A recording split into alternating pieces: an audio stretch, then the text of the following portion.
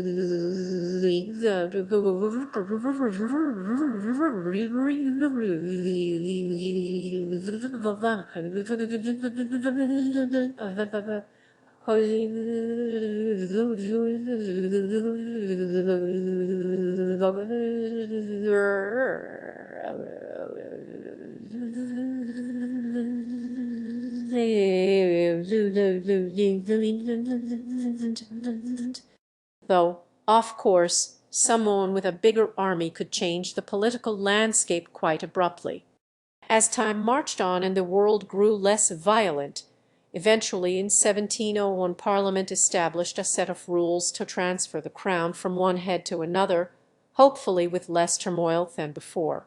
So here how the 1701 rules work. First, Don to be Catholic. The British monarch is also the head of the Church of England, to which the monarch must convert if not already a member. Except that if you re-Catholic, no crown for you. The history of the royal family and how this rule came to be is a story for another time, but suffice it to say that bigger army diplomacy was involved.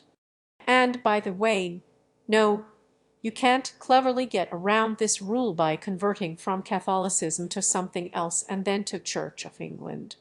In the eyes of the crown, Catholicism is transitive.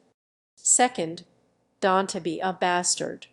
Sometimes it's good to be thinking, but it's never good to be the illegitimate children of the king who are out of line for the crown from literally the moment of their conception. If you re-related to the monarch but are either a Catholic or a bastard or both, the crown has the delightful term naturally dead to refer to you and your lack of right to succession. Third, spouses don't count. While people often think of kings and queens as a pair, that's not the way it works here. Spouses of monarchs are known as royal consorts. They may be called prince or queen, but as far as the crown is concerned, they re not in line for the throne. They re just the matching 23 chromosomes needed for the creation of the real heir.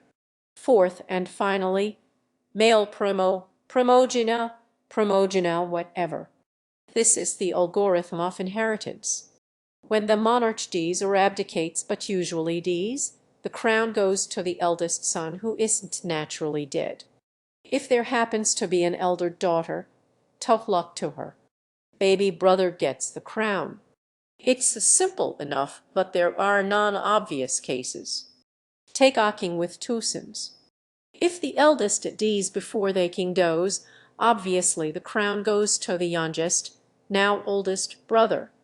But what if the eldest son gave the king a grandson before death? Where does the crown go then? Well, the crown basically pretends that everyone, except the naturally dead, is alive, so upon the death of the king, the crown goes to his eldest son, who is now sort of the king who just really happens to be dead. So the rule kicks in again and the crown goes to his son, not, as seems obvious now, his brother.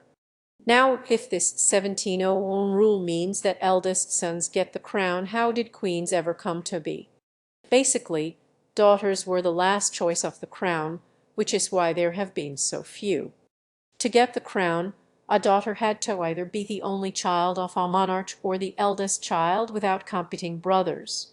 So pregnant mothers must have made any daughters with queenly aspirations quite nervous. Now sometimes the branch of a family treaties out, be it from war or plague or whatever. So the Crown's contingency plan, if it's at a dead end, is to back up one level and then apply the rules forward again, looking for a living head to sit upon. If no luck, back up again and repeat until a living hair is found. And there will always be an heir. The first king of England was over 1,000 years ago, and the mathematics of human reproduction, backed up by DNA evidence, reveals that just about every European alive is distantly related to him, so the Crown will eventually find a way. So from the first king through the new millennium, the various rules went along, making monarchs, though with a gender-biased result that nobody seemed too bothered about until suddenly in 2013, for no particular reason at all, everyone decided that the rules needed to be updated right now. So Parliament and the Monarchy got together and made some changes, most notably striking the male part of Rule number 4. From 2013 on, the Crown views all royal sons and daughters with equal favour. The only thing that matters is the order of their birth. So prior to 2013, the boy and a set of fraternal twins in development could sit back and relax, secure that the Crown would be his no matter what happened on delivery day. But in the post-Minis 2013 gender equal world, it's now a race for the door to win the Crown.